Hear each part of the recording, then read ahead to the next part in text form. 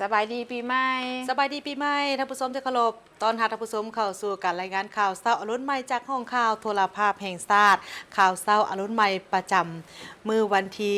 15เมษายน2026ซึ่งก็เป็นมื้อที่2ในการเฉลิมฉลองบุญปีใหม่ลาวมื้อนี้ก็เชื่อในว่าหลังจากที่หลายๆท่านรับชมข่าวเช้าแล้วก็อาจจะกำลังกะเกี่ยมที่จะออกเดินทางเพื่อที่จะไปอยู่ตามวัดวาอารามต่างๆหรือว่าไปร่วมเฉลิมฉลองบุญปีใหม่ลาวเจ้าแม่นแล้วสำหรับข่าวเช้าในมื้อนี้ก็เช่นเคยท่านผู้ชมมีหลายข่าวที่น่าสนใจมานำเสนอต่อท่านผู้ชมเช่นเคยมื้อนี้พบกับโฆษกพันงาสุธิพงษ์และข้าพเจ้าคำลาขันธวงศ์เจ้าในการนำเสนอข่าวเช้าในมื้อนี้เฮาเริ่มด้วยสารอวยพรปีใหม่ของฐานทองลุ้นศรีสุริตเลขาธิการใหญ่ประธานประเทศเนื่องในโอกาสของการส่งท้ายปีเก่าและต้อนรับปีใหม่ลาวพศ2569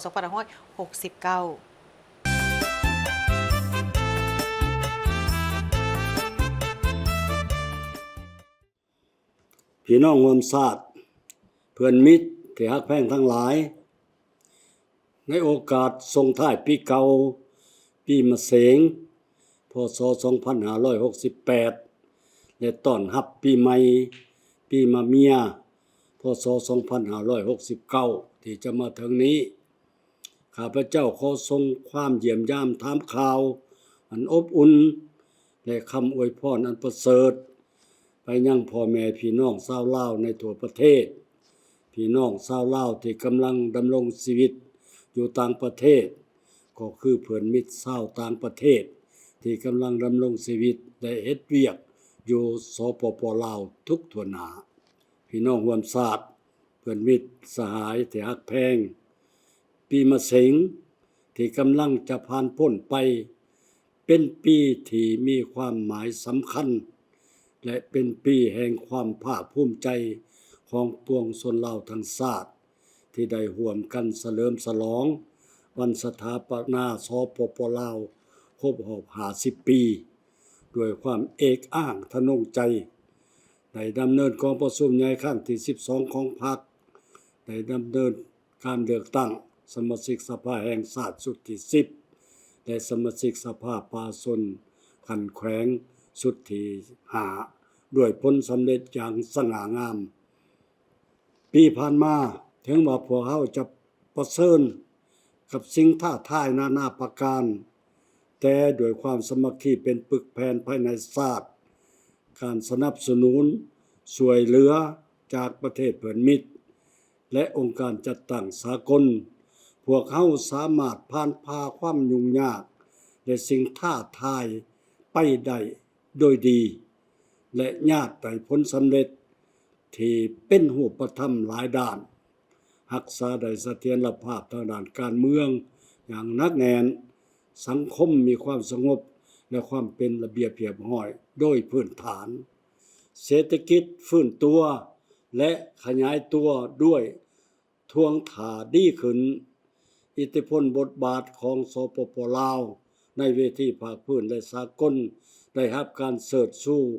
สูงเด่นขึ้นตืมและสืบต่อนำพาประเทศชาติก้าวเข้าสู่สังการใหม่แห่งการพัฒนาในสุมปีต่อหน้าพี่น้องร่วมชาติที่ฮักแพงทั้งหลายปีมะเมียพศ2569จะมาถึงนี้ทั่วโลกยังสืบต่อประเสริฐหน้ากับความยุ่งยากซับซ้อน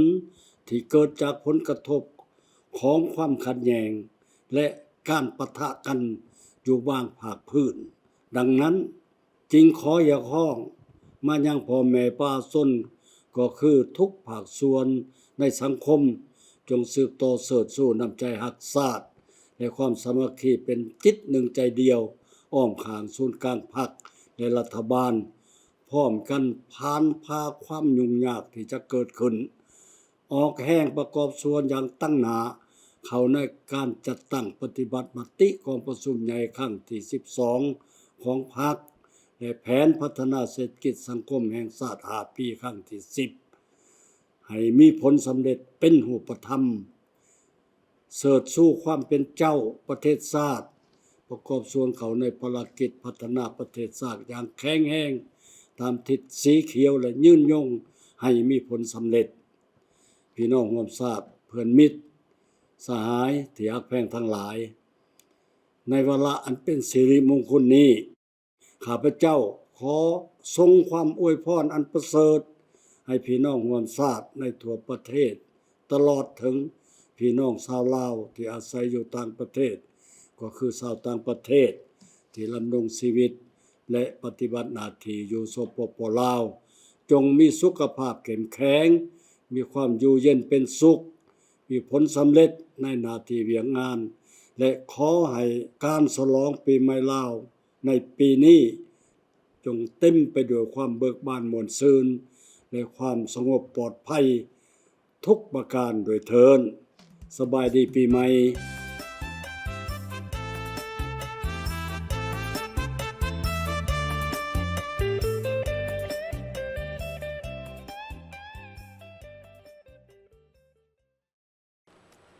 นครหลวงเวียงจันทร์จัดขบวนแห่พระพุทธรูปคู่บ้านคู่เมือง ในโอกาสปีใหม่ลาวพศ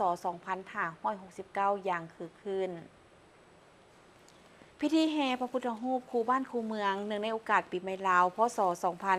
2569 ได้จัดขึ้นในวันที่ 14 เมษายนที่เขตคุ้มเมืองเก่าวัดจันทร์เมืองจันทบุรีนครหลวงเวียงจันทร์ซึ่งนำโดยท่านนางวิเลวรจันทราตรีรองประธานคณะกรรมการปกครองนครหลวงเวียงจันทร์มีท่านแสงสาธิตพิมพ์เมืองประธานคณะกรรมการปกครองเมืองจันทบุรีโดยให้การต้อนรับสู่จุดน้ำพุของทานศิริราชทงศิลป์ทองเพ็งประธานคณะกรรมการปกครองนครหลวงเวียงจันทร์มีการนำผักลัดทูตานุทูตองค์การจัดตั้งสากลประจำลาวแผนกวัฒนธรรมและการท่องเที่ยวนครหลวงเวียงจันทร์เฒ่าแก่แนวโฮมพร้อมด้วยพุทธบริษัทพุทธศาสนิกชนตลอดฮอดมวลชนชาวนครหลวงเวียงจันทร์นักท่องเที่ยวทั้งภายในและต่างประเทศเข้าร่วมอย่างหลงหลายและฟุดฟื้นขบวนแห่พระพุทธรูปคู่บ้านคู่เมืองเป็นหนึ่งกิจกรรมสำคัญหลักที่จัดขึ้นในมื้อเปิดงานบุญปีใหม่ลาวซึ่งปีนี้พิธีได้เริ่มแต่เวลา 13 โมงเต้าโฮมขบวนแห่โดยมีพิธีทั้งศาสนาเพื่ออัญเชิญพระพุทธรูปขึ้นสู่ราชรถขบวนแห่ในปีนี้ประกอบมี 10 ก้อนกำลังขบวนแห่จากภาคส่วนต่างๆคือก้อนขบวนพระสงฆ์ก้อนขบวนราชรถทั้ง 3 คันก้อนขบวนนำพระพุทธมนต์และพระมหาเถระเจ้าก้อนขบวนรถที่บรรจุเสียรของพญาคบิลพรหม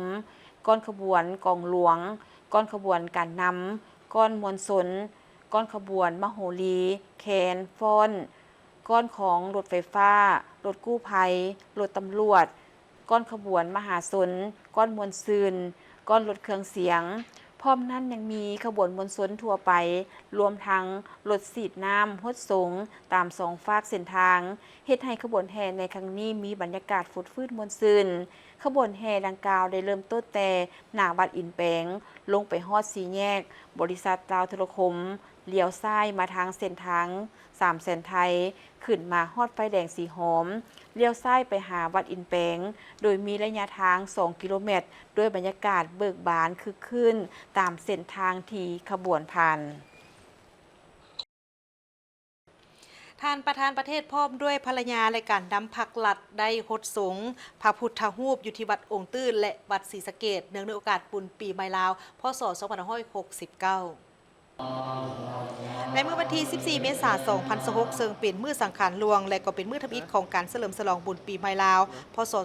2569หลายวัดว่าอาหามได้พร้อมกันอัญเชิญพระพุทธรูปลงมาคดสงตามฮีตของประเพณีเพื่อเฉลิมฉลองบุญปีใหม่ลาวเฉพาะอยู่นครหลวงเวียงจันทน์นี้ได้จัดให้มีหลายกิจกรรมเพื่อเฉลิมฉลองบุญปีใหม่ลาวพศ 2569ให้มีบรรยากาศที่คึกคืนเป็นต้นก็เป็นกิจกรรมทั้งศาสนาเฉพาะอยู่ที่วัดองค์ตื้อมหาวิหารและวัดศรีสะเกษแม้ได้มีการอัญเชิญพระพุทธรูปลงหดสงนำโดยพระอาจารย์ใหญ่มหาเวทมาเสนัยประธานศูนย์กลางองค์การพุทธศาสนาสัมพันธ์ลาวให้เกียรติเข้าร่วมมีทานทองลุ้นศรีสุริตประธานประเทศพร้อมด้วยภรรยาและบรรดาการนำผักลัดเข้าร่วมภายหลังที่สำเร็จพิธีทั้งศาสนาแล้วท่านประธานประเทศพร้อมด้วยภรรยาและการนำผักลัดก็ได้พร้อมกันหดสงพระพุทธรูปอยู่ทางด้านในและทางด้านนอกของวัดองค์ตื้อและวัดศรีสะเกษตามฮิตของประเพณีอันดีงามของชาติลาวเฮาที่เคยปฏิบัติกันมาแต่โบราณกาลซึ่งเป็นกิจกรรมหนึ่งของบุญปีใหม่ลาวหรือบุญพุทธสงกรานต์ในมื้อทำอิฐเป็นมื้อที่สังขารหลวง อยู่แต่ละวัดจะได้มีการอัญเชิญพระพุทธรูปลงมาฮดสงฆ์ด้วยน้ำอบน้ำหอมและน้ำสะอาดเพื่อให้อยู่ซุ่มกินเย็นตลอดไป ไม่ต้นแบบนี้ก่อนกลุ่มลงในโทรศัพท์อยู่นะ ท่านผู้ชมที่เคารพมื้อสังขารหลวงเป็นมื้อสุดท้ายของปีเก่าซึ่งเป็นช่วงเวลาที่สำคัญในการส่งท้ายปีเก่าและกะเกียมในการต้อนรับปีใหม่ที่จะมาถึงนอกจากจะเป็นบุญประเพณีอันดีงามที่ได้สืบสานกันมาหลายเส้นค้นของพ่อแม่ปาวไทยชนลาวแล้วในแต่ละมื้อของการเฉลิมฉลองบุญปีใหม่นั่นก็จะมีกิจกรรมและมีความหมายสำคัญในหลายด้าน ในการฉลองบุญปีใหม่ลาวหรือเอิ้นกันว่าบุญกุศลสงกรานต์จะจัดขึ้นในกลางเดือนเมษายนของทุกๆปีการฉลองบุญปีใหม่ลาวก็จะปฏิบัติกันเป็นระยะเวลา3วันเส้นมื้อทมิตเป็นมื้อสังขารหลวงมื้อที่2เป็นมื้อวันเนาและมื้อที่3เป็นมื้อสังขารขึ้นหรือเอิ้นว่ามื้อปีใหม่ลาวแต่ละมื้อมันมีความหมายสำคัญแตกต่างกันวันสังขารหลวงเป็นมื้อทมิตถือว่าเป็นการส่งท้ายสิ่งเก่าเป็นมื้อที่ชาวลาวเชื่อว่าควรสำระล้างสิ่งบ่ดีเส้นความเสียใจหรือสิ่งอัปมงคลให้ออกไปพร้อมปีเก่าการสำระล้างและการเริ่มต้นใหม่การทำความสะอาดบ้านเฮือนและวัดวาอารามเป็นการแก้เก็บความพร้อมรับเอาสิ่งดีๆในปีใหม่สำหรับกิจกรรมของปีใหม่ลาวก็มีการรดน้ำส่งพระพุทธรูปการรดส่งผู้เฒ่าผู้แก่หรือผู้มีบุญคุณเพื่อขอพรพร้อมเดียวกันนั้นชาวลาวยังเชื่อกันว่าการรดส่งหรือลิ่นน้ำบ่เพียงแต่มวลซื่นเท่านั้นหากยังมีความหมายเป็นการล้างสิ่งบ่ดีและนำโชคดีมาให้อีกด้วยขอเจริญพรสบายดีปีใหม่ลาวในปีนี้ปีใหม่ลาวคงกับวันอังคารแฮม12ค่ำเดือน5คงกับวันที่14เดือน4ปีพุทธศักราช2568คริสตศักราช2026และจุลศักราช1387สังขารหลวงนั้นเพิ่นกำหนดเอา14โมง10นาทีก็คือเป็นมื้อสังขารหลวงมื้อสังขารหลวงนั้นโดยเฉพาะตามฮิตของประเพณีของลาวเฮานั้นทางฝ่ายพระสงฆ์นั้นเพิ่นจะหั่งหากะเกียมเฮ็ดหอฮดสงฆ์และตอนบ่ายบางวัดก็ตอนเช้าอาราธนาพระพุทธรูปองค์ศักดิ์สิทธิ์องค์สำคัญวัตถุมงคลจากวัดวาอารามลงประดับประดาประดิษฐานไว้ที่หอฮดสงฆ์และก็ออกตุญโยมเฒ่าแก่ในโฮมจะมาฮดสงฆ์เพื่อเป็นสิริมงคลขอพรเป็นสิริมงคลหลังจากมาฮดสงฆ์อาราธนาพระพุทธรูปลงแล้วกลับเมื่อบ้านเมื่อซองเพื่อนิยมอนามัยเฮือนซ่านบ้านซองให้ลุล่วงไปด้วยดีหมายถึงว่าสังขารล่วงนั้นพ่อแม่เฒ่าแก่ก็อยู่ตามบ้านตามเฮือนผู้ใดมีผู้เฒ่าผู้แก่หรือว่ามีวัตถุมงคลก็ดีแต่งน้ำอบน้ำหอมหลังจากไปสงฆ์พระอยู่วัดแล้วกลับมาบ้านเฮือนซ่านบ้านซองก็ได้อาราธนาพระพุทธรูปลงแทนฮดสงฆ์ตั้งใส่โต๊ะหมู่บูชาหรือว่าตั้งใส่โอเฮาเอิ้นลูกเอิ้นหลานเอิ้นพ่อแม่หันมาฮดสงฆ์เครื่องวัตถุมงคลหรือว่าอนามัยเฮือนซ่านเอาน้ำอบน้ำหอมสิทธิ์ตามบ้านตามเฮือนก็ว่านั่นเพื่อเป็นสิริมงคลอันนี้เป็นวันสังขารหลวงในมื้อนิมิตของการเฉลิมฉลองบุญกุศลสงกรานต์หรือปีใหม่ลาวคือวันสังขารหลวงในปีนี้แม่นมื้อแฮม12ค่ำเดือน5ลาวกงกับวันอังคารที่14เมษายน2026มื้อสังขารหลวงนี้ชาวลาวจะพากันทำความสะอาดเรือนซานจัดแจงวัตถุสิ่งของให้เป็นระเบียบเรียบร้อยและมีความสวยงามเพื่อเป็นการส่งท้ายปีเก่าเตรียมพร้อมรับสิ่งดีๆเข้ามาในชีวิตและครอบครัวในปีใหม่ลาวพร้อมกันฉลองปีใหม่ลาวด้วยความม่วนซื่นรักษาได้ทั้งฮีตของประเพณีและรักษาได้ถึงความสงบปลอดภัยดังคำเว้าที่ว่าเฉลิมฉลองปีใหม่ลาวด้วยความม่วนซื่นลิ้นอย่างปลอดภัยมีน้ำใจและปกป้องซึ่งกันและกันลิ้นน้ำด้วยความเคารพขับขี่ด้วยความระมัดระวังความปลอดภัยต้องมาก่อนในปีใหม่นี้ และท่านผู้ชมสำหรับการสมมาในโอกาสปีใหม่ลาวหรือบุญกุศสงกรานต์แม่นอีกหนึ่งกิจกรรมที่เป็นประเพณีอันดีงาม แสดงถึงความเคารพนับถือ และความกตัญญูรู้บุญคุณต่อผู้เฒ่าผู้แก่พ่อแม่ล้มไปถึงญาติพี่น้อง และผู้ที่มีบุญคุณ ในทุกๆปีเมื่อถึงบุญปีใหม่ลาวหรือบุญสงกรานต์ประชาชนลาวทั่วประเทศจะพร้อมใจกันจัดพิธีสมมาพ่อแม่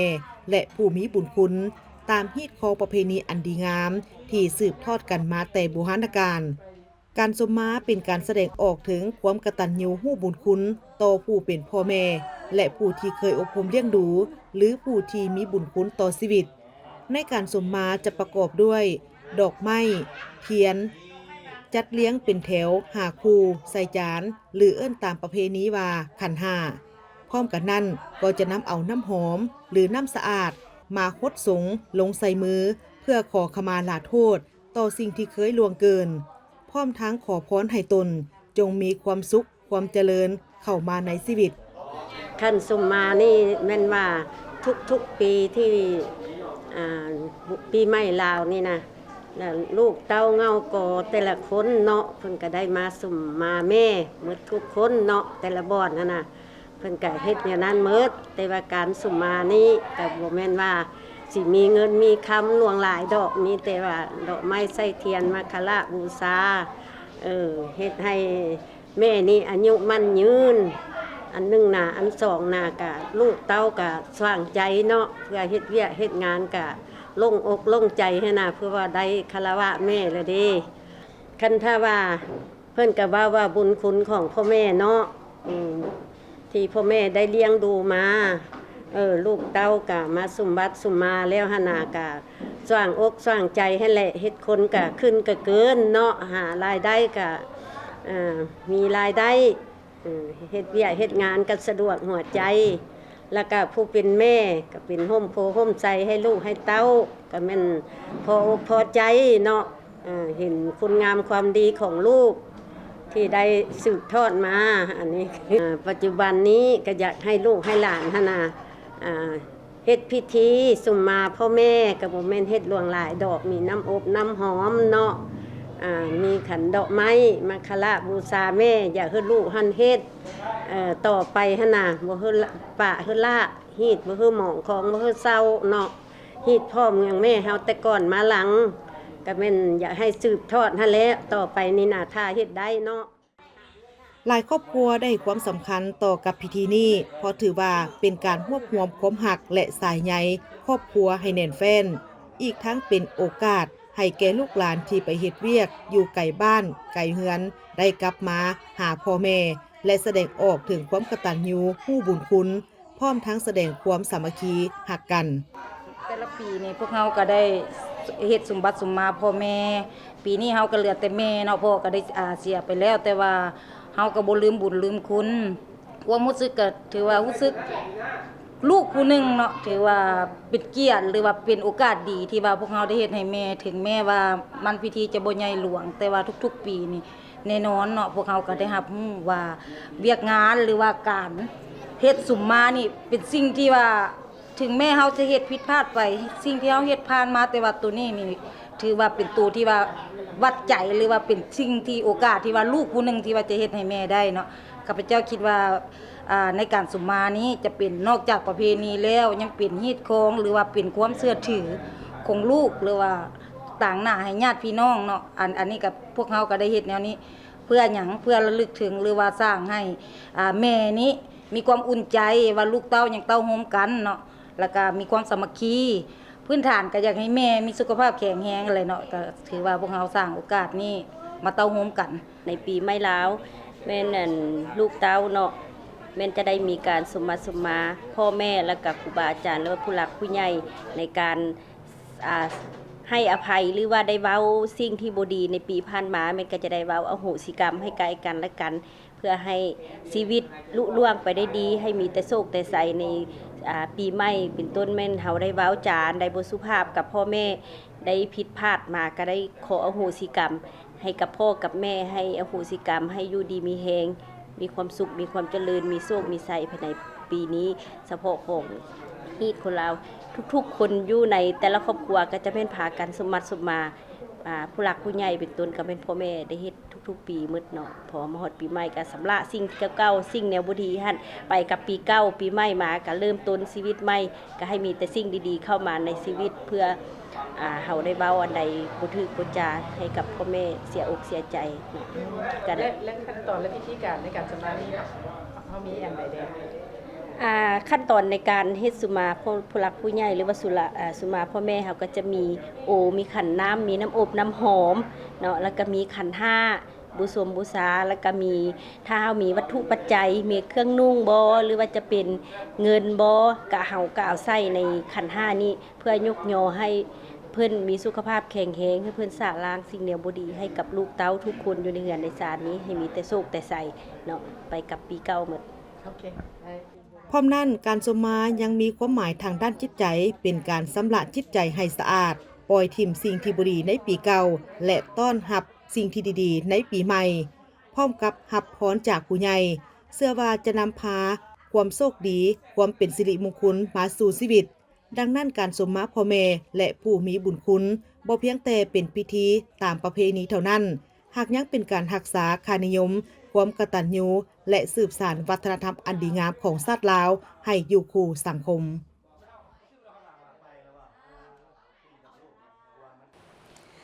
เนื่องในโอกาสบุญปีใหม่ลาวประชาชนลาวทั่วประเทศก็ได้พร้อมพากันไปวัดวาอารามต่างๆโดยเฉพาะก็แม่นอยู่นครหลวงมิจันทร์ด้วยบรรยากาศที่คึกคืนเพื่อร่วมพิธีฮดสงฆ์พระธาตุและพระพุทธรูปตามประเพณีอันดีงามที่เคยสืบทอดกันมาแต่โบราณกาลเพื่อเป็นการรักษาได้ถึงวัฒนธรรมอันดีงามของชาติ วันที่ 14 เมษายน 2026 เป็นมื้อสังขารหลวงกงกับมื้อวันอังคารแรม 12 ค่ำเดือน 5 เป็นมื้อทำอิฐของการเฉลิมฉลองบุญปีใหม่ลาว พ.ศ. 2569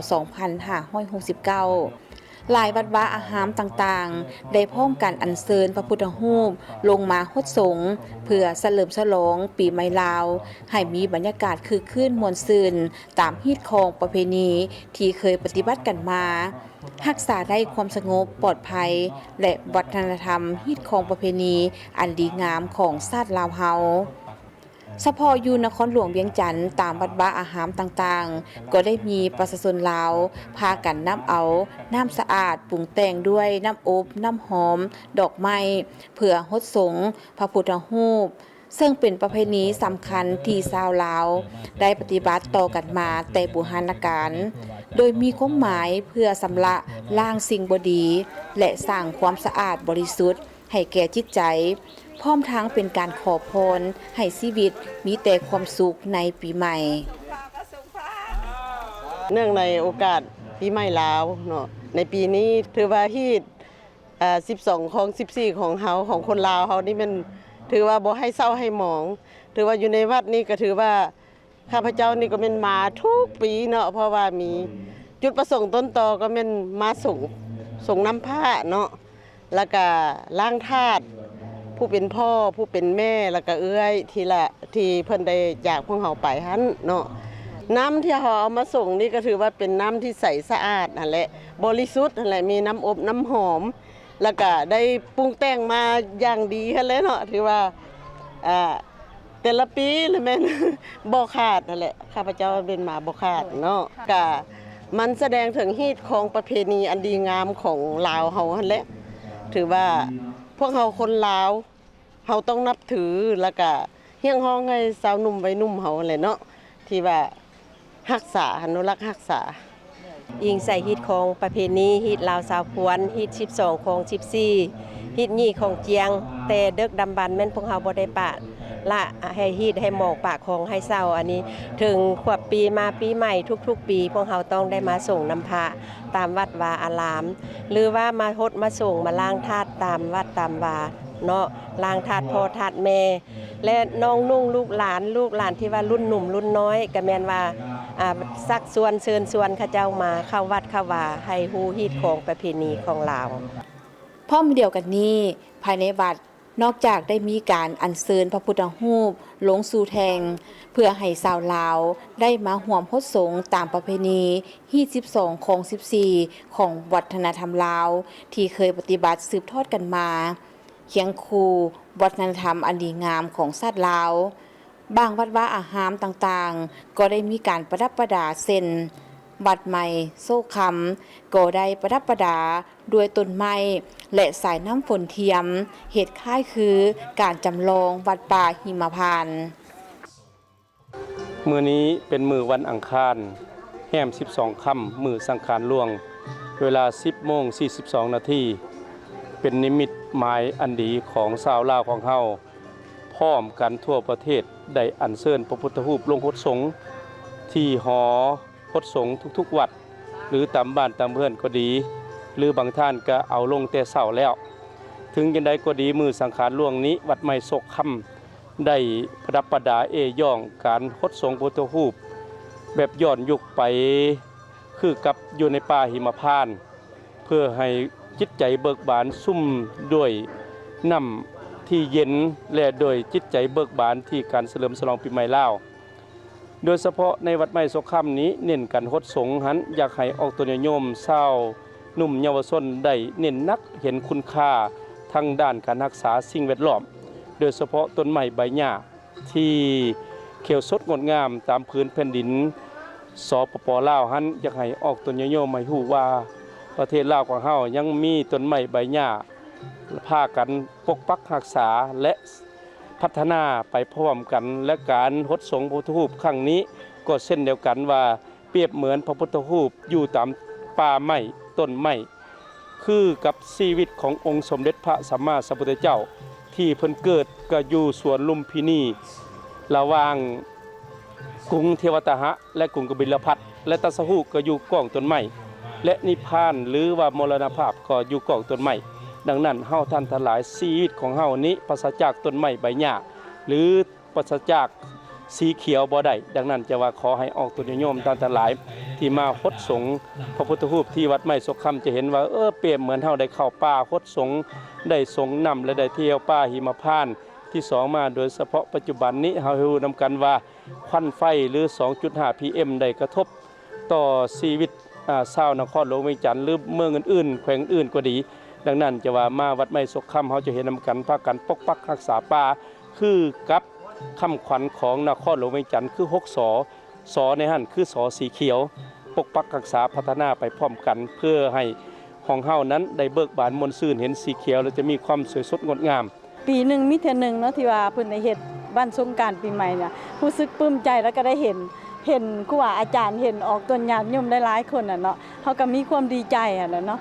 ได้เห็นแบบเพิ่นแล้วก็ได้เห็นเอาผ้าลงมาโฮดเด้เนาะปีนึงเฮาจังได้มาสงเทื่อนึงหั่นน่ะแบบดีใจหลายคือเฮาได้อยู่ในป่าอันที่สวยสดงดงามเนาะมันก็จะแตกต่างไปกับบางบัดอื่นๆเนาะโดยเตรียมน้ำดื่มสะอาดแล้วก็มีน้ำอบน้ำหอมมีขมิ้นมีดอกจำปามีดอกคูณเอามาผสมใส่น้ำมนต์มาส่งน้ำผ้าเจ้าก็มาเห็นธรรมชาติงดงามสีเขียวแบบนี้มีความอุดมสมบูรณ์ของประเทศลาวเฮาอยากเชิญชวนให้พี่น้องชาวลาวเฮาหรือว่าชาวหนุ่มอนุรักษ์วัฒนธรรมลาวของเฮาการฮดทรงพระพุทธรูปด้วยน้ำบริสุทธิ์น้ำสะอาดและปรุงด้วยน้ำหอมดอกไม้ที่สดใสและสวยงามเพื่อนำมาฮดทรงเป็นการสำระล้างสิ่งบ่ดีให้ไหลไปกับปีเก่าพร้อมทั้งขอพรอันประเสริฐเข้ามาในชีวิตตลอดปีใหม่กิจกรรมดังกล่าวนี้บ่เพียงแต่เป็นกิจกรรมทางศาสนาแต่ยังเป็นการสืบสานวัฒนธรรม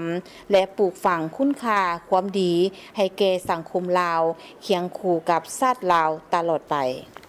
คนบ่หลายดอกปีนี้เนี่ยเพราะว่าไผกันน้ำมันแพงชาวเกษตรกรอ้อมข้างศูนย์ทดลองแนวพันธุ์พืชที่ดีร่วมมือลาวจีนได้รับการฝึกอบรมด้านเทคนิคการปลูกข้าวนาที่มีผลผลิตสูงและการป้องกันพยาธิแมงไหม้การฝึกอบรมได้จัดขึ้นในตอนเช้าของวันที่10 เมษายน 2026ที่ศูนย์ทดลองแนวพันธุ์พืชที่ดีร่วมมือลาวจีนที่บ้านผลตองเมืองไซธานีนครหลวงเวียงจันทน์ ซึ่งมีพ่อแม่ประชาชนชาวกสิกรบ้านอ้อมข้างศูนย์และมีวิชาการเข้าร่วมการฝึกอบรมครั้งนี้บรรดาผู้เข้าร่วมได้เรียนรู้เกี่ยวกับบทเรียนด้านเทคนิคต่างๆเป็นต้นเทคนิคการปลูกข้าวนาที่ให้ผลผลิตสูงการป้องกันพยาธิแมงไหม้ในทุ่งนาข้าวนอกจากบทเรียนด้านการปลูกข้าวและการป้องกันพยาธิแล้วยังได้นำเอาบทเรียนด้านการปลูกพืชเป็นต้นสาลีต้นไม้ให้มากพืชผักพืชเศรษฐกิจอื่นๆอีกที่นำมาถ่ายทอดบทเรียนให้แก่ชาวเกษตรกรในครั้งนี้ถือว่าได้ทางศูนย์ของพวกเฮาได้มีการจัดฝึกอบรมถือว่าหัวข้อเทคนิคการปลูกข้าวนาที่ให้ผลผลิตสูงแล้วก็การป้องกันพยาธิและแมงไม้อยู่ในทุ่งนาข้าวหั่นเนาะถือว่าตัวนี้เป็นหน้าเวียกอันนึงที่เป็นแผนเวียกประจำปีของทางศูนย์ทดลองในพันธุ์พืชที่ดีหัวมือลาวจีนของพวกเฮาเนาะถือว่าแต่ละปีจะได้มีการจัดชุดฝึกอบรมถ่ายทอดเทคนิคนอกจากข้าวแล้วจะมีสาลีไม้ฮามากเนาะพืชผักเนาะพืชเศรษฐกิจอื่นๆเนาะเพื่อถ่ายทอดเอาเทคนิคที่มีการทดสอบทดลองเนาะสำเร็จอยู่ในศูนย์ของพวกเฮานี้ถ่ายทอดให้สาวเกษตรกรเนาะนักสมนากรเนาะหรือว่าสาวเกษตรกรก็จะเป็นบ้านอ้อมข้างภายในศูนย์ของพวกข้าพเจ้านี่จะมีบ้านผลตองลาดคอยผลงามโนนแต่ท่าดอกคำดังกล่าวนี้แล้วก็มีนักวิชาการจากศูนย์อ้อมข้างเนาะจะมีทางศูนย์คนคว้าเข้าและพืชเศรษฐกิจเนาะจะมีทางมหาวิทยาลัยลูกคำสร้างเนาะแล้วก็เกษตรนาบงเนาะจะได้เป็นเข้ามาร่วมในการจัดฝึกอบรมนี้เนาะผ่านการจัดฝึกอบรมเนาะนักสมนากรได้ให้ความสนใจเนาะลักๆและแม่นว่าเรื่องการนำใช้แนวพันธุ์เนาะเพราะว่าแนวพันธุ์ที่เคยใช้อยู่ในบ้านเฮานี้ส่วนใหญ่จะเป็นแนวพันธุ์ปรับปรุงเนาะฉะนั้นผลผลิตมันจะบ่ได้แนวพันธุ์ค่อนข้างจะสูงเท่าแนวพันธุ์ที่ว่านำเข้ามาจากต่างประเทศเพราะว่าเข้าจากประเทศจะเป็นแนวพันธุ์ที่ว่าลูกผสมผลผลิตจะสูงเนาะกว่าแนวพันธุ์ปรับปรุงของพวกเฮาแล้วก็นอกจากแนวพันธุ์แล้วเราเกษตรกรเราเรื่องสนใจว่าเรื่องการบัวระบาดรักษาเนาะ1มาการให้น้ำเนาะการป้องกันพยาธิแมงไหม้การใส่ฝุ่นแต่ละระยะการเจริญเติบโตเพราะว่าการปลูกข้าวเนาะตั้งแต่มือเอาเกี่ยมกาเนาะตกกาแล้วก็ฮอดมือเก็บเกี่ยวระยะการให้น้ำใส่ฝุ่นจะมีการแตกต่างกันไปแต่ละระยะผ่านการฝึกอบรมในครั้งนี้ได้ให้ไทยชาวเกษตรกรได้เรียนรู้หลายบทเรียนในการปลูกการบรบัดการปราบศัตรูพืชเพื่อจะนำเอาบทเรียนที่ดีในการฝึกอบรมในครั้งนี้ไปหมุนใส่เข้าในการผลิตของตนซึ่งผ่านมาการเฮ็ดนาแม่นอิงใส่บทเรียนของตนเองเฮ็ดให้ผลผลิตบ่ได้รับผลสูงฉะนั้นผ่านการฝึกอบรมและได้บทเรียนอันใหม่จากศูนย์ในครั้งนี้คาดว่าจะเฮ็ดให้ผลผลิตในต่อหน้าได้รับผลผลิตสูงกว่าเก่าผ่านการฝึกเข้ามาฝึกอบรมมื้อนี้เนาะเฉพาะบ้านท่าดอกคำนี่ถือว่าได้เข้ามาฝึกอบรมอยู่ในศูนย์พืชที่ดีเราคิดเนาะมื้อนี้ถือว่าภาคภูมิใจเนาะที่ว่าได้มาฝึกอบรมเพื่อถ่ายทอดบทเรียนเพื่อเฮาจะเอาไปขยายใส่พืชนาของพวกเราเนาะวิธีป้องกันศัตรูพืชก็ผลดีก็ที่ว่าหลักๆก็ถือว่าเฮาได้บทเรียนไปใส่อยู่ในครอบครัวของพวกเราตัวนี้พวกเราได้เข้ามาฝึกอบรมแล้วถือว่ามันก็มีความแตกต่างกันหลายเนาะเพราะว่าระยะผ่านมาพวกเราบ่ได้ผ่านการฝึกอบรมแม่นพวกเราเฮ็ดตามแบบธรรมชาติเนาะถือว่าปลูกเวลาก็เป็นปะบ่ฮู้วิธีป้องกันเนาะถือว่าพวกเราได้ผ่านการฝึกอบรมก็แม่นว่าได้มีวิธีป้องกันศัตรูพืชอยู่ในนาศูนย์ทดลองแนวพันธุ์พืชที่ดีร่วมมือลาวจีนเป็นศูนย์รวมการทดลองแนวพันธุ์พืชใหม่สาธิตวางแสดงส่งเสริมนำใช้เทคนิคใหม่จัดฝึกอบรมถ่ายทอดเทคนิคกสิกรรมและทั้งเป็นสถานที่ฝึกงานตัวจริงของนักศึกษาแม่นรวมอยู่ในศูนย์แห่งนี้นับจากมือสั่งตั้งศูนย์ถึงปัจจุบันแม่นได้นำเข้าแนวพันธุ์พืชที่ดีมาปลูกทดสอบผลผลิตจำนวนหลายห้อยแนวพันธุ์ในนั้นคัดเลือกได้แนวพันธุ์ที่มีความแทดเหมาะให้ผลผลิตสูงคุณภาพดีและเป็นแนวพันธุ์ที่ตลาดมีความต้องการจำนวน100 กว่าแนวพันธุ์ ได้สร้างมาตรฐานเทคนิคการปลูกและการบรบัดรักษาข้าวสาลีหมักถั่วเหลืองหมักแต่งแคตตาลูปหมักมังกรและสร้างแปลงสาธิตเทคนิคในการปลูกพืชอื่นๆ ทางด้านเมืองละมามของทางแขวงเซกองก็ได้จัดการเฉลิมฉลองบุญปีใหม่ลาวพศ2569เขาความมีทานบุญหลายบุตรีกรรมการศูนย์กลางภาคเลขาพักแขวงประธานสภาประชาชนแขวงเซกองทานคันตีศิลาวงศาห้องเลขาพักแขวงประธานคณะกรรมการปกครองแขวงเซกองพร้อมด้วยบรรดาคณะประจำพักแขวงกรรมการพักแขวงหัวหน้าแผนกห้องแผนกการองค์การออมข้างแขวงพร้อมด้วยพนักงานทุกคงเขตเวียกงานทั่วแขวงเข้าร่วมกิจกรรมในการเฉลิมฉลองปีใหม่ลาวที่แขวงเซกองแม้นมีการตักบาตรถวายแด่พระสงฆ์43องค์จากนั้นก็มีการบาสีสุขวัญให้การนำผักลัดอดีตการนำแขวงพนักงานรัฐกรทั่วแขวงเซกองเนื่องในโอกาสส่งท้ายปีเก่าตอนรับปีใหม่ลาวพศ2569เพื่อเป็นการอวยพรซึ่งกันและกันในโอกาสดังกล่าวนี้ท่านบุญหลายบุตรีกรรมการศูนย์กลางภาคเลขาพักแขวงประธานสภาประชาชนแขวงเซกองได้กล่าวว่าเนื่องในโอกาสส่งท้ายปีเก่าพศ2568และตอนรับปีใหม่พศ2569คณะภาคองค์การปกครองแขวงได้จัดพิธีใส่บาตรและบาสีสุขวัญให้แก่การนำอดีตการนำและพนักงานรัฐกรเพื่อเป็นสิริมงคลทั้งเป็นการแสดงความหูบุญคุณและเป็นการทบทวนคืนถึงผลงานผลสำเร็จตลอดระยะ1 ปีผ่านมาต่างหน้าการนำแขวงและในนามส่วนตัวขอนำเอาความสามัคคีอันอบอุ่นความเป็นห่วงเป็นใยอันบริสุทธิ์ผุดผ่องความอยู่ยามถามข่าวอันสนิทสนม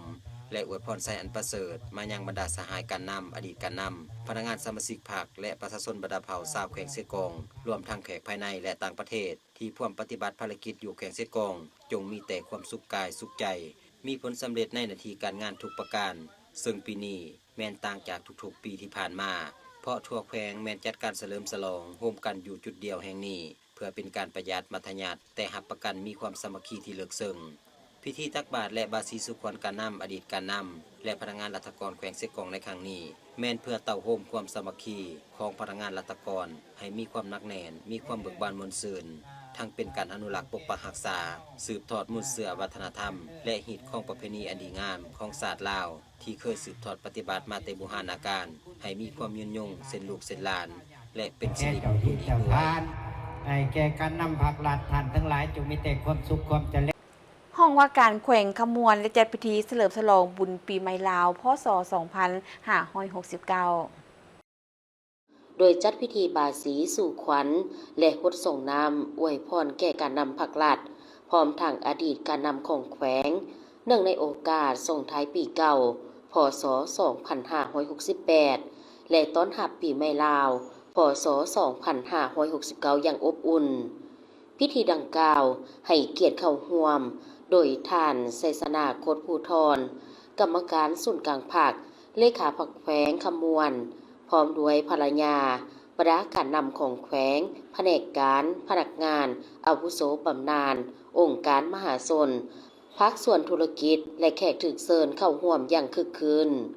ในโอกาสนี้ท่านไสสนาโคตรภูธรได้ให้เกียรติเป็นประธานกล่าวมีคำเห็นอวยพรใส่อันประเสริฐแด่การนำและอดีตการนำพนักงานทหารตำรวจตลอดฮอดนักธุรกิจและพ่อแม่ประชาชนทุกสันคนในทั่วแขวงให้มีสุขภาพแข็งแรงมีความสุขและประสบผลสำเร็จในทุกหน้าที่เวียกงานการจัดงานในครั้งนี้มีจุดประสงค์เพื่ออนุรักษ์และสืบสานหิตของประเพณีอันดีงามของชาติลาวพร้อมทั้งเสริมสร้างความสามัคคีในสังคมให้เข้มแข็งยิ่งขึ้นและเฮ็ดให้การเฉลิมฉลองบุญปีใหม่ลาวเต็มไปด้วยความหมายและคุณค่าอันสำคัญในบรรยากาศอันม่วนซื่นและเป็นกันเองผู้เข้าร่วมพิธีได้ร่วมกันผูกแขนสู่ขวัญและหดน้ำอวยพรให้แก่การนำและอดีตการนำอย่างอบอุ่นแสดงให้เห็นถึงความหักแพงสามัคคีและความเคารพนับถืออันดีงามของสังคมลาวนอกจากนี้ในงานยังได้จัดกิจกรรมพิเศษเช่นการประมูลรูปภาพที่แสดงถึงเหตุการณ์สำคัญของแขวงภาพอดีตการนำภาพเหตุการณ์ทางประวัติศาสตร์และภาพสถานที่ท่องเที่ยวสื่อดังของแขวงขมวน รายได้จากการประมูลจะนำไปช่วยเหลือและแก้ไขความทุกข์ยากให้แก่ประชาชนในเขตห่างไกลศอกหลีกของแขวงพิธีดังกล่าวนอกจากจะสร้างบรรยากาศแห่งความม่วนซื่นแล้วยังเป็นการยกระดับคุณค่าประเพณีและสะท้อนถึงจิตใจแห่งการแบ่งปันและความเอื้ออาทรของสังคมลาวอีกด้วยส่วนทางด้านเมืองปากกระดิ่งแขวงบริคำไซก็ได้จัดพิธีเฉลิมฉลองบุญปีใหม่ลาวพศ2569เช่นเดียวกันเนื่องในโอกาสส่งท้ายปีเก่าพศ 2568 ปีมะเส็งต้นรับปีใหม่พศ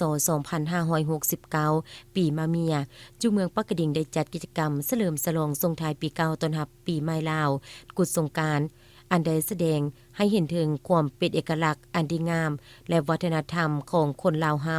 โดยภายใต้การสีนำพาของทานบุญคบจันทวงศ์เลขาคณะบริหารงานพรรคเมืองปากกระดิ่งพร้อมโดยคณะและพนักงานการนำพนักงานราชการหลักแรง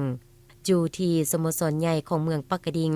ได้ตั้งกองบุญขึ้นจำนวน3กองเพื่อถวายทานและอุทิศส่วนบุญกุศลไปหาดวงวิญญาณบรรพบุรุษอดีตการนำของเมืองปากกระดิ่งที่ได้ล่วงลับไปแล้วนั้น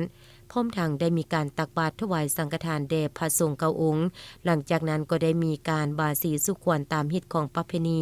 อวยพรซึ่งกันและกันและยังได้มอบกระตาของขวัญอวยพรแด่พนักงานบำนาญอดีตการนำเมืองปากกระดิ่งพร้อมเดียวกันนี้ก็ยังมีหลายภาคส่วนได้นำเอากระตาของขวัญเข้าอวยพรการนำเมืองปากกระดิ่งหลังจากนั้นก็ได้มีงานเลี้ยงลำวงสามัคคีส่งท้ายปีเก่าต้อนรับปีใหม่ด้วยความเบิกบานม่วนซื่น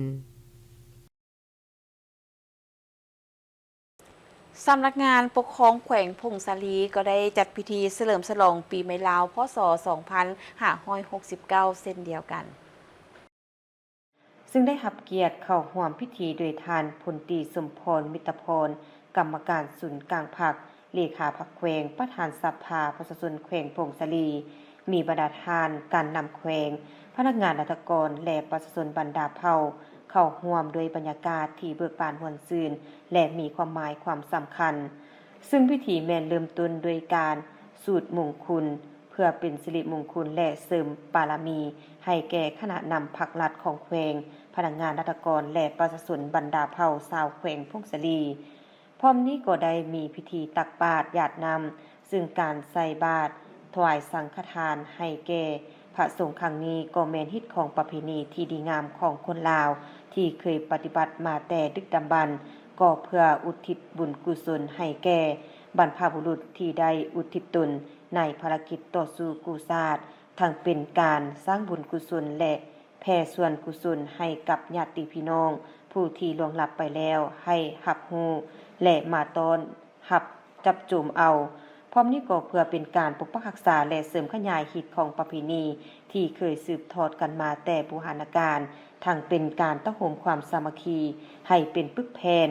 รักษาได้วัฒนธรรมฮิตของประเพณีอันดีงามของชาติลาวเฮาที่เคยสืบทอดกันมาให้อยู่เคียงคู่กับชาวลาวที่เกิดใหม่ใหญ่รุ่นได้สืบทอดและเสริมขยายหมุนเสือดังกล่าวให้มีความยืนยงตลอดไป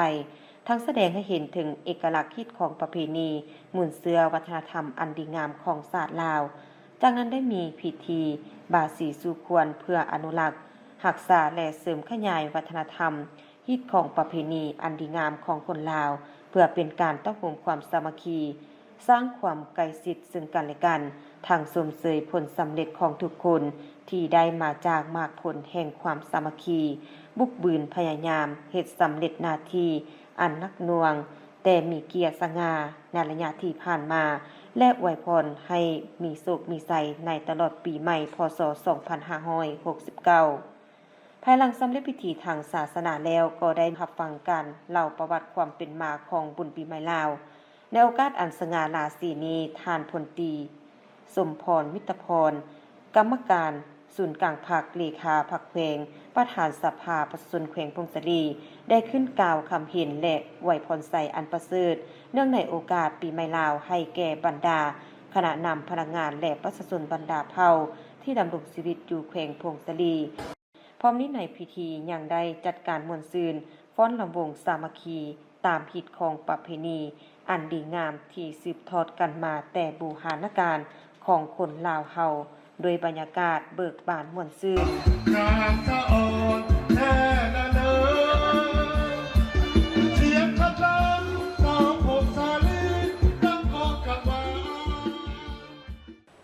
บรรดาภรรยาการนำของทางแขวงอุดมไซได้ลงไปมอบเครื่องบรรเทาทุกข์ให้กับประชาชนจำนวน6บ้านของเมืองหลาแขวงอุดมไซ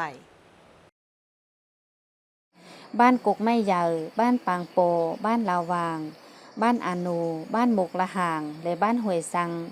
ที่ขึ้นกับตัดเสงอานูเมืองลาโดยการนำพาของทานนางไลวรจันทลา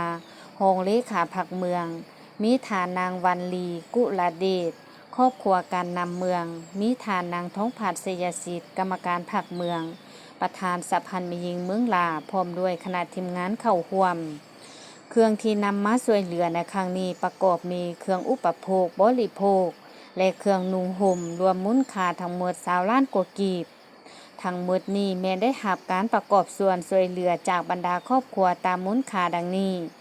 ครอบครัวทานนางวันลีกุลาเดชมูลค่า4 ล้านกีบครอบครัวทานนางเพ็งศรีโพธิวันมูลค่า1 ล้าน6 แสนกีบครอบครัวทานนางไลวรจันทลามูลค่า8 แสนกีบครอบครัวทานนางจันเพ็งสุริยานนท์มูลค่า3 ล้าน2 แสนกีบครอบครัวทานนางสีวันสุริยานนท์มูลค่า1 ล้าน5 แสนกีบครอบครัวทานนางพินเสงแก้วนรสิงห์มูลค่า1 ล้าน2 แสนกีบครอบครัวทานนางจันเพ็งสุจริตมูลค่า1 ล้านกีบครอบครัวทานนางอัมไพวรปัญญาหลักมูลค่า5 แสนกีบครอบครัวทานนางจันทลาใส่บุญเฮืองมูลค่า3 แสนกีบยังมีกองทุนสมัครใจช่วยเหลือซึ่งกันและกันจำนวน6 ล้านกีบนอกจากนี้ยังมีเครื่องสังฆทานจำนวนหนึ่งที่ได้รับการช่วยเหลือจากคณะสงฆ์สมทบตื่มอีกในโอกาสมอบเครื่องช่วยเหลือครั้งนี้ทานนางไลวรจันทลาโฮงเลขาผักเมืองยังได้กล่าวว่าการมอบเครื่องช่วยเหลือในครั้งนี้เป็นการแสดงถึงความ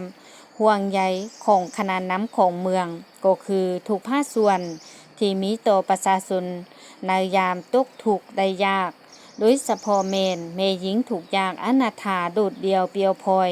เพื่อช่วยฟื้นฟูสภาพแนวคิดจิตใจและเป็นการช่วยเหลือเบื้องต้นพร้อมนี้ทานยังได้เน้นให้พ่อแม่ประชาชนจงมีความอดทนสู้สนมีความสามัคคีช่วยเหลือซึ่งกันและกันให้แน่นแฟ้นขึ้นกว่าเก่าจากนั้นคณะทีมงานยังได้นำเอาเครื่องช่วยเหลือไปมอบให้ไอ้น้องกำลังป้องกันชาติที่ประจำอยู่หมวดและพนักงานห้างฐานอยู่ตัดเสียงตืมอีกมาทีแจ้งการถึงแผนกอุตสาหกรรมและการค้านครหลวงเวียงจันทร์ในขอบเขตทั่วประเทศกับเรื่องเพิ่มทวีการคุ้มครองติดตามกวดการาคาสินค้าและค่าบริการในช่วงเทศกาลบุญปีใหม่ลาวพ.ศ. 2569กรมการค้าภายในกระทรวงอุตสาหกรรมและการค้าก็ถือเป็นเกียรติแจ้งมายังแผนกอุตสาหกรรมและการค้าแขวงนครหลวงเวียงจันทร์เพื่อทราบและจะตั้งปฏิบัติดังนี้ให้สืบต่อเอาใจใส่จะตั้งปฏิบัติตามแจ้งการฉบับเลขที่4074/หกลงวันที่23 ธันวาคม 2025อย่างเข้มงวดเพื่อคุ้มครองติดตามกวดกาเก็บกำและรายงานสภาพราคาสินค้าและค่าบริการเป็นเจ้าการเผยแพร่แนะนำผู้ประกอบการได้รับรู้และให้เข้าใจต่อระเบียบการที่รัฐบางออกในแต่ละระยะพร้อมทางสุกยู่ผู้ประกอบการสนองสินค้าให้เพียงพอกับความต้องการเพื่อหลีกเลี่ยงบ่ให้มีการฉวยโอกาสขึ้นราคาสินค้าที่บ่สมเหตุสมผลในช่วงเทศกาลบุญปีใหม่ลาวพ.ศ. 2569แต่งตั้งให้พนักงานหรือเจ้าหน้าที่กวดกาการค้าลงติดตามกฎการราคาสินค้าและค่าบริการในช่วงเทศกาลดังกล่าวหากพบเห็นการละเมิดให้ปฏิบัติมาตรการตามที่ได้กำหนดไว้ในข้อตกลงว่าด้วยการจัดตั้งปฏิบัติเวียกงานกฎการค้าเลขที่0019/อคลงวันที่6 มังกร